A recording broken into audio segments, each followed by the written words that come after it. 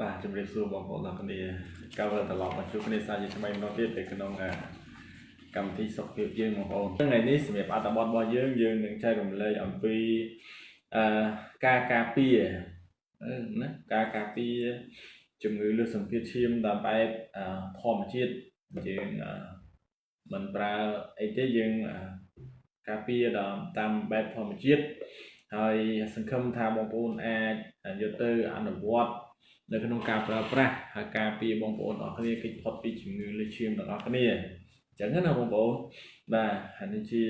អ្វីដែលជាគោលបំណងនិងគោលដៅនៅក្នុងកម្មវិធីយើងឡើងគឺដើម្បីជួយទៅដល់បងប្អូនទាំងគ្នាដែលប្រឈមឬក៏អ្នកដែលមិនទាន់កើតហ្នឹងកុំឲ្យការជំងឺលើសឈាមគឺពាក់ព័ន្ធនឹងការចែករំលែកនៃចំណេះដឹងពាក់ព័ន្ធនឹងសុខភាពនេះផងដែរបាទអញ្ចឹងយើងទៅជាមួយនឹងអត្ថបទយើងទាំងអស់គ្នាតែម្ដងទៅសម្រាប់អត្ថបទយើងថ្ងៃនេះគឺដូចបានជំរាបចឹងថាគឺជាការការពារឬក៏កាត់បន្ថយយើងអាចនិយាយថាការព្យាបាលតាមបែបធម្មជាតិក៏បានដែរអញ្ចឹងដើម្បីជួយការពារឬក៏កាត់បន្ថយសម្ពាធឈាមហ្នឹងឲ្យល្អប្រសើរចំណុចទី1បាទគឺត្រូវតែបរិភោគអាហារដែលមានសុខភាពល្អណាបាទគឺអាហារដែលมันមានសារជាតិប្រៃច្រាក់ពេកខ្លាំងពេកអញ្ចឹងណាបងប្អូនខ្លះចូលចិត្តញ៉ាំអាហារបែបប្រៃអ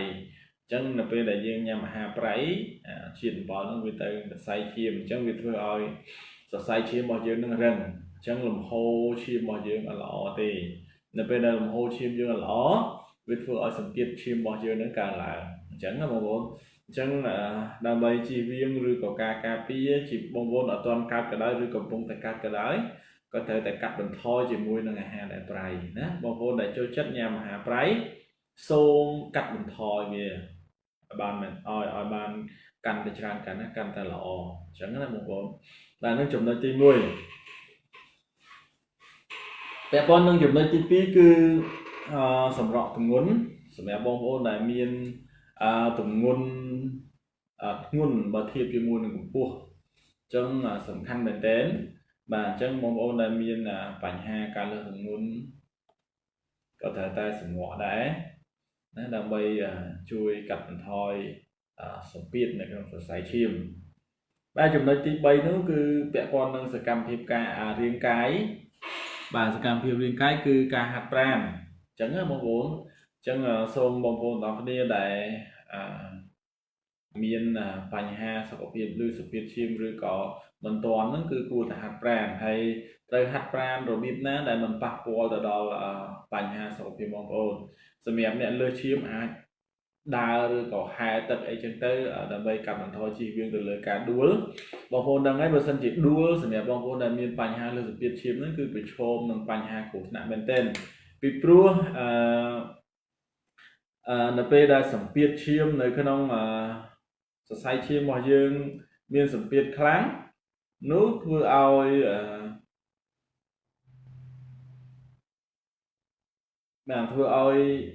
យើងប្រឈមងាយនឹងផ្ទុះឬដាច់សរសៃឈាមនៅពេលដែលយើងដួលអញ្ចឹងបងប្អូន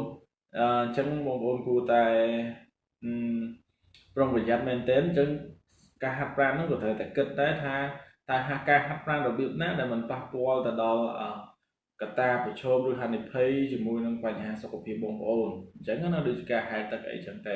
អញ្ចឹងប៉ុន្តែបើសិនជាបងប្អូនអត់ទាន់កើតទេអ្នកដែលហាត់ប្រាណដើម្បីការពារហាត់យ៉ាងណាក៏បានដែរគិតថាបងប្អូនអាចទៅរួចអញ្ចឹងណាដូចជាចាស់អីអ្នកខ្លះក៏អត់ទាន់មានបញ្ហាសុខភាពទាំងអស់ហ្នឹងទេប៉ុន្តែគាត់អត់ទាន់គាត់រត់អត់បានអញ្ចឹងតែគាត់ឈឺសន្លាក់អីចឹងទៅអញ្ចឹងគាត់រត់អត់បានដើរអត់បានទេអញ្ចឹងអាចជ្រើសរើសយកការហែលទឹកឬក៏ជិះកង់ឬក៏វិធីសាស្ត្រអីផ្សេងទៀតដែលអាចជួយទៅដល់បញ្ហាសុខភាពបងប្អូនបានហ្នឹងចំណុចទី3ចំណែកឯចំណុចទី4គឺពាក់ព័ន្ធនឹងការញ៉ាំជាតិអាល់កុលឬក៏បារីណាសំខាន់បាទទាំងអស់ហ្នឹងក៏បារីជាតិស្រានិងបារីហ្នឹងក៏ជាមូលហេតុសំខាន់ធ្វើឲ្យយើងលើសឈាមដែរអញ្ចឹងដើម្បីជួយបង្ការឬក៏ការពារហ្នឹងគឺត្រូវតែឈប់ណា ឬក៏បើឈប់មិនទាន់បានទេកាត់បន្ថយថ្ងៃតិចទៅដើម្បីឲ្យបងប្អូនជៀសវាងបានកិច្ចផុតពីជំងឺលើឈាមណាបាទអញ្ចឹងនេះគឺជាអ្វីដែលបងប្អូនទាំងអស់គ្នាគួរតែគិតឡើងវិញគួរតែកាត់បន្ថយអ្វីដែលជា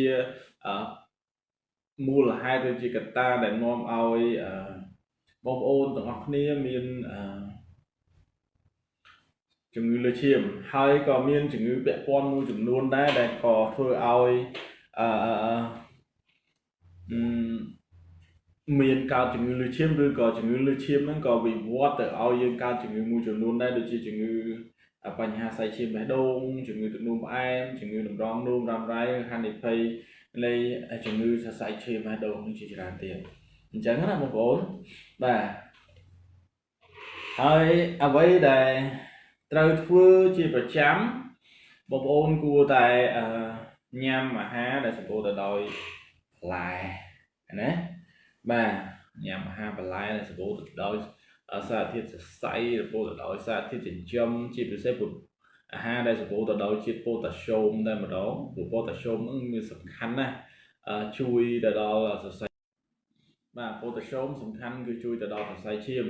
អញ្ចឹងបងប្អូនដែលញ៉ាំអាហារឬផ្លែឈើគឺស្វែងរកអាហារណាដែលជួយទៅដល់បញ្ហាសរសៃឈាមក៏ត្រូវការជាតិកាល់ស្យូមឬក៏ពពួកវីតាមីនមួយចំនួនដែលជួយផលិតកោសិកាឈាមក្រហមដូចជាជាតិដែកឬក៏វីតាមីន B12 អីចឹងទៅអាហារដែលសម្បូរទៅដោយសារធាតុចិញ្ចឹមទាំងអស់ហ្នឹងហើយដែលជួយឲ្យលំហូរនៃឈាមនៅក្នុងសរសៃឈាមរបស់បងប្អូនល្អហើយត្រូវញ៉ាំទឹកឲ្យបានច្រើនផងដែរបាទហើយអង្គុយតិចគឺអង្គុយកុំអង្គុយយូរពេកពីព្រោះវាអាចសម្ពាធទៅលើសរសៃឈាមនៅតំបន់ណាមួយនៅពេលដែលយើងអង្គុយជាពិសេសនៅតំបន់និយាយទៅក៏ផ្លូវយើងឬពូជយើងនឹងឯងក៏មានសរសៃឈាមដែរអញ្ចឹងបើសិនជាយើងអង្គុយយូរវាមានបញ្ហាសម្ពាធឬគៀបសង្កត់ទៅលើសរសៃឈាមហ្នឹងក៏ធ្វើឲ្យយើងកើតបញ្ហាសម្ពាធឈាមដែរអញ្ចឹងដើម្បីការពារនោះក៏មិនត្រូវអង្គុយយូរពេកទេណាបងប្អូនអាហ្នឹងអ្វីដែលបងប្អូនទាំងអស់គ្នាគួរតែគិតគូរអំពីបញ្ហាសុខភាពបងប្អូនឲ្យបានល្អប្រសើរណាបងប្អូនបាទអញ្ចឹងអ្វីដែលបងប្អូនត្រូវគិតជាមួយនឹងបញ្ហាសុខភាពបងប្អូនឲ្យបានត្រឹមត្រូវបាទអញ្ចឹងចំណុចបន្ទាប់ទៀតគឺដើម្បីកាត់បន្ថយបន្ទាប់ទៀតឬការពារម្ដងទៀតហ្នឹងគឺបងប្អូនត្រូវតែគ្រប់គ្រងជាមួយនឹងភាពតានតឹងដែរណាបន្ទាប់ពីគិតអំពីការហាត់ប្រាណការញ៉ាំអាហារត្រូវគិតពីបញ្ហាផ្លូវចិត្តដែរគឺបងប្អូនត្រូវតែគ្រប់គ្រងភាពតានតឹងខ្លួនឲ្យបានល្អណាការដែលយើងគិតច្រើនវាតានតឹងច្រើននឹងនាំឲ្យយើងមានបញ្ហាសុខភាពមានបញ្ហាសម្ពាធឈាមកើតឡើងដែរអញ្ចឹងរបៀបនៃការគ្រប់គ្រងភាពតានតឹងគឺអាស្រ័យទៅលើស្ថានភាពឬក៏របៀបនៃការដោះស្រាយសម្រាប់មនុស្សម្នាក់ផ្សេងគ្នាអ្នកខ្លះគាត់ចូលចិត្តហាត់ប្រាណដើម្បីបន្ធូរអារម្មណ៍អ្នកខ្លះទៅអានសៀវភៅឬក៏ដំណើរកម្សាន្តឬក៏មានវិធីសាស្ត្រផ្សេងគ្នាដើម្បីគ្រប់គ្រងអារម្មណ៍នឹងឯងអញ្ចឹងណាបងប្អូនបាទហើយចំណុចទីបន្ទាប់ទៀតគឺបងប្អូនគួរតែភាសាប្រណិតឈាមបណ្ឌិតសម្ពាធឈាមនឹងឲ្យបានទៀងទាត់ទៅមួយអាទិត្យម្ដងឬក៏មួយខែ2ដល់3ដងអីចឹងទៅដើម្បីឲ្យបងប្អូនដឹងថាបងប្អូនកំពុងតែមិនទាន់លើសទេឬក៏ត្រៀមឬក៏លើសហើយកម្រិត1កម្រិត2ដល់ពេលដែលបងប្អូនដឹងបងប្អូនថ្មីមានន័យថាងាយស្រួលនៅក្នុងការតាមដានឬក៏គ្រប់គ្រងជាមួយនឹងសម្ពាធឈាមបងប្អូននឹងដើម្បីកុំឲ្យវាមានការវិវត្តទៅជាធ្ងន់ធ្ងរអញ្ចឹងណានឹងក៏ជាវិធីមួយដែលជួយការពារបញ្ហាការលើសសម្ពាធឈាមបងប្អូនផងដែរបាទចំណុចចុងក្រោយគឺពាក់ព័ន្ធនឹងការអនាម័យណាបងប្អូនអាកាសធាតុបរិយាកាសជុំវិញអីចឹងទៅក៏ត្រូវតែមិនគេចផុតអំពីរឿងទាំងអស់នឹងដែរដើម្បីបងប្អូនអរគ្នាកុំឲ្យបងប្អូនអរគ្នាប្រឈមជាមួយនឹង បញ្ហាលើឈាមហ្នឹងឯងហើយបងប្អូនអញ្ចឹងអានេះគឺជាអ្វីដែលជាវិធីសាស្ត្រនៅក្នុងការការពារជាមួយនឹងជំងឺលើឈាមបងប្អូនដឹងទេថាជំងឺលើឈាមគឺកើតឡើងច្រើនណាស់ជាមួយនឹងមនុស្សនៅលើពិភពលោកហើយវាពិតជាគ្រោះថ្នាក់មែនទែនអញ្ចឹងបងប្អូនឲ្យជំងឺលើឈាមនេះមិនមែនវាកើតឡើងដោយសារតែការបង្ករោគទេវានឹងកើតឡើងដោយសារបញ្ហាណាមួយនៃការរស់នៅរបស់យើងឬក៏តាមរយៈអាហារឬបងប្អូនចូលចិត្តញ៉ាំអាហារដែលសម្បូរទៅដោយខ្លាញ់អត់ឆ្អែតអញ្ចឹងណាបងខ្លាញ់តែឆ្អែតអញ្ចឹងខ្លាញ់តែឆ្អែតនៅពេលដែលយើងញ៉ាំទៅវាទៅកកនៅក្នុងសរសៃឈាមអញ្ចឹងធ្វើឲ្យវាមានកំណកធ្វើឲ្យស្ទះលំហូរឈាមរបស់យើងក្នុងសរសៃឈាមហ្នឹងវាធ្វើឲ្យមានសម្ពាធកើតឡើងជួនកាលយើងគ្រោះថ្នាក់ដោយប៉ះទង្គិចឬផ្នែកណាមួយអញ្ចឹងទៅក៏ធ្វើឲ្យរឿងនឹងវាមានបញ្ហាសម្ពាធនឹងកើតឡើងដែរអញ្ចឹងណាបងប្អូនអញ្ចឹងអាហ្នឹងវាសម្រាប់ជំងឺលើសសម្ពាធឈាមនេះមិនមែនជាជំងឺដែលកើតឡើងដោយមេរោគដូចជាជំងឺទឹកនោមជំងឺរដូវបានដែរប៉ុន្តែវានឹងកើតឡើងតាមរយៈការហូបចុកការរស់នៅរបស់យើងដោយគ្មានផាសុកភាពមិនដែលហាត់ប្រាណញ៉ាំអាហារដោយមិនបានគិតគូរទោះបីខ្លាញ់មិនក៏ញ៉ាំតែញ៉ាំអញ្ចឹងណាបាទហើយអត់មានកំណត់ពេលត្រឹមត្រូវអាហារអីក៏ញ៉ាំតែកង្វះអនាម័យគ្រប់បែបយ៉ាងអាហ្នឹងវាកើតមកពីអញ្ចឹងណាជាដូចជាការញ៉ាំស្រាការញ៉ាំបារីសិតតែជាប្រភេទកើតឡើងតាមរយៈការរស់នៅការហូបចុករបស់យើងនឹងឯងអញ្ចឹងនឹងប្រភេទអញ្ចឹងដូច្នេះហើយទើបជាជំងឺនឹងវាកើតច្រើនមែនទែននៅលើមនុស្សនៅលើពិភពលោកហើយសូម្បីតែអង្គការទស្សនៈពិភពលោក WHO ក៏គាត់បានចុះផ្សាយថាកំពុងតែមានការព្រួយបារម្ភជាមួយនឹងរឿងនឹងដែរដោយសារតែជំងឺទាំងអស់នឹងជាជំងឺដែលវាកើតឡើងតាមរយៈការរស់នៅអញ្ចឹងបើសិនជាការរស់នៅរបស់យើងដោយពុំមានការយល់ដឹងអំពីបញ្ហាសុខភាពទេនោះមនុស្សទាំងអស់នឹងប្រឈមជាមួយនឹងជំងឺលើឈាមនេះឯងហើយជំងឺលើឈាមនេះបើនិយាយថាពីការព្យាបាលគឺពិតជាពិបាកមែនទែនវាតាមប្រភេទដែរបើសិនជាគ្រាន់តែវាមានសម្ពាធដោយសារតែមានខ្លាញ់ក្នុងសរសៃឈាមអានឹងអាចជាបើសិនជាការលើសសម្ពាធឈាមតាមរយៈផ្នែកណាមួយដែលគ្មានមូលហេតុនោះនឹងមិនពិបាកនៅក្នុងការព្យាបាលមែនទែនបងប្អូនអញ្ចឹងបងប្អូនឃើញហើយថាអ្នកដែលលើសសម្ពាធឈាមគឺត្រូវតែញ៉ាំថ្នាំមួយជីវិតរហូតដល់គាត់